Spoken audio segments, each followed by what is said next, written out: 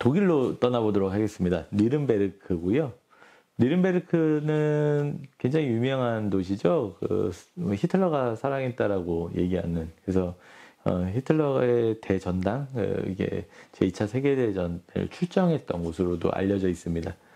다만 오늘은 그렇게 딱딱한 얘기를 하려고 하는 건 아니고 발트 슈필플라츠라고 하는 시설에 대해서 좀 말씀을 드리려고 합니다. 발트 슈필플라츠, 말 그대로 발트는 숲이라는 뜻이고요. 슈필플라츠는 플레이그라운드, 그러니까 놀이터라는 뜻입니다. 합치면은 숲 놀이터라고 볼 수가 있겠죠.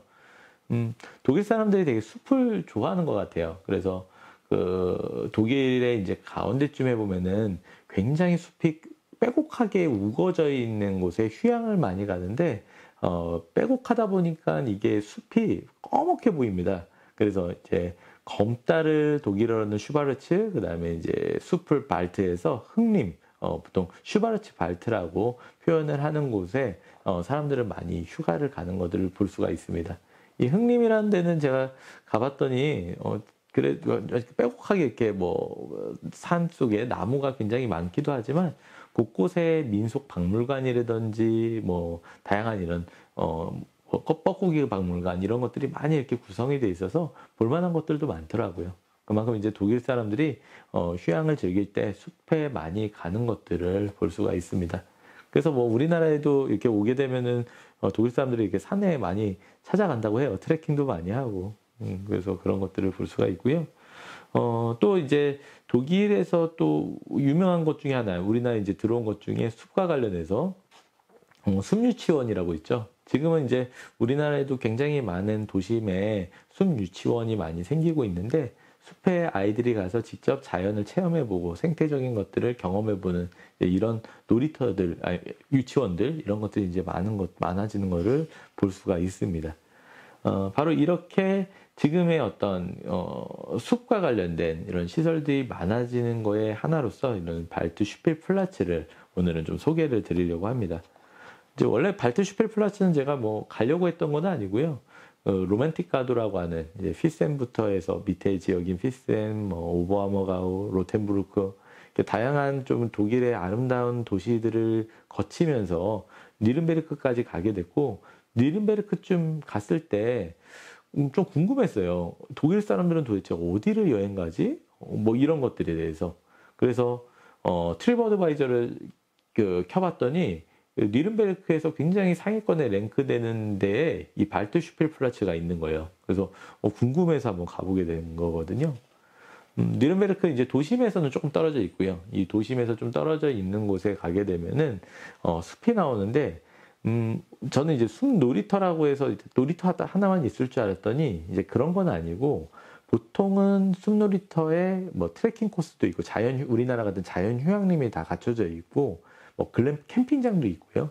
이런 숲 놀이터가 같이 있는 좀 복합적인 시설이었습니다.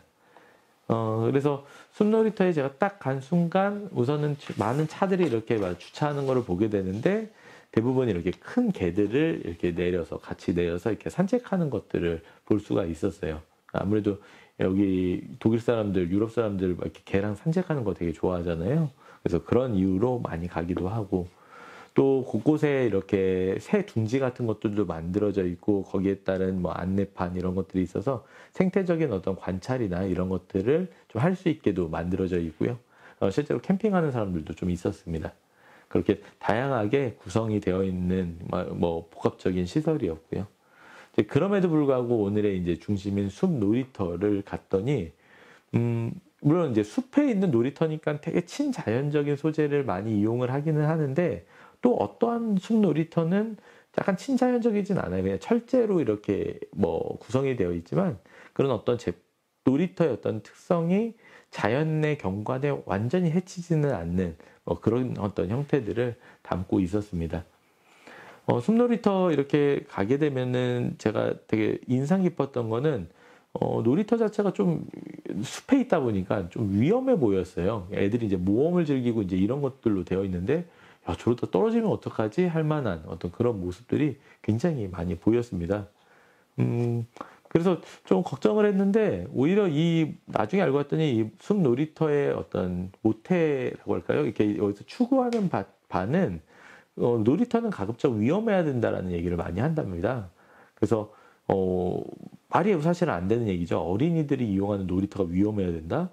그런데 우리도 그 기적의 놀이터라고 있듯이 그 놀이터에서 위험함을 좀 이렇게 많이 접근을 해봐야 사람들은 거기에서 실제로 위험이 닥쳤을 때 그걸 대비할 수 있게 만들어주기 때문에 여기서 얘기하는 숲 놀이터는 위험을 방지할 수 있는 위험 정도, 그런 부분에 대한 것들을 아이들한테 경험을 하게 해주는 것들을 볼 수가 있는 거죠.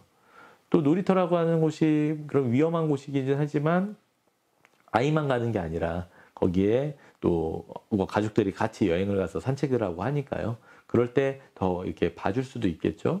뭐 그러한 측면들에서는 조금은 위험해도 오히려 그게 더 아이들한테 도움이 될 수 있다라는 것들을 이 놀이터는 추구를 하는 것 같습니다. 사실 우리 놀이터가 예전에는 참 많았었죠. 이게 동네에. 지금도 뭐 아파트 안에는 놀이터들이 있는데 요새 이렇게 동네에 가보면은 놀이터들이 되게 많이 없어졌어요. 근데 안타깝게도 그게 이제 세월호 참사 이후에 많이 없어졌다고 하죠. 세월호 참사 이후에 교육 안전조례가 이렇게 생겨나면서 안전하지 않은 놀이터에 대해서 안전성에 대한 걸 너무나 강조를 하다 보니까 그거를 지키지 못하는 놀이터들은 그걸 지키려고 하는 게 아니라 놀이터를 다 없애버리는 거죠. 그래서 한편으로는 안산에서 그런 얘기가 있었다고 해요. 세월호로 인해서 아이들도 사실 이렇게 사라졌는데, 놀이터까지, 옛날에 그 아이들이 놀았던 놀이터까지 사라졌다라는 그런 안타까움을 얘기도 한다고 합니다. 바로 이러한 부분이 어떻게 보면은 너무 행정의 어떤 그 편의에 의해서 나온 게 아닌가 싶은 생각이 들고, 이런 숲 놀이터 같은 어떤 취지 같은 것들을 우리는 좀 더 이해해야 되지 않을까라는 생각을 갖게 되는 거죠. 놀이터만으로만 보면은 그건 관광시설이 아니겠지만 이렇게 자연과 함께하는 놀이터를 만들게 되고 그 부분이 바로 이런 캠핑장이라든지 다양한 산책에 대한 자연휴양림과 이렇게 접목이 되는 부분들, 이런 것들은 지역에 있는 일상적인 공간이 바로 관광 장소로 이렇게 같이 활용이 될 수 있는 방법들이 되는 것 같아요. 그래서 한편으로는 우리는 자연휴양림, 뭐 관광객들이 가는 시설, 그거는 일반인들은 별로 갈 일이 없고 그냥 지역 주민들이 갈 일이 없다라고 볼 게 아니라 같이 지역 주민과 관광객이 함께 이렇게 이용을 할 수 있는 것들을 만들어내는 게 오히려 여행의 일상화에 더 가깝게 되는 그런 관광 개발 시설이 아닐까 생각을 해봅니다. 오늘은 이렇게 독일의 니른베르크를 가게 됐고요. 슈펠플라체, 우리 발트 슈펠플라체 같은 경우는 사실 니른베르크만 있는 게 아니고 큰 도심 근처에는 다 있거든요. 그래서 그러한 어떤 자연과 함께 할 수 있는 시설들에 대해서 살펴보았습니다. 네, 오늘 뭐 이 정도 하고 마치도록 하겠습니다. 감사합니다.